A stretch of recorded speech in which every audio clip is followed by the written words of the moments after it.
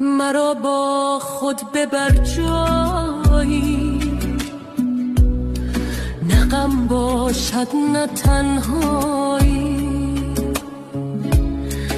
نه زخمی از زبان کس، نه زهر تلخ رسوایی. مرا با خود ببر جایی، نباشد مرز و دیواری، ببر با خود دیار عشق به شهر شور و شیدایی.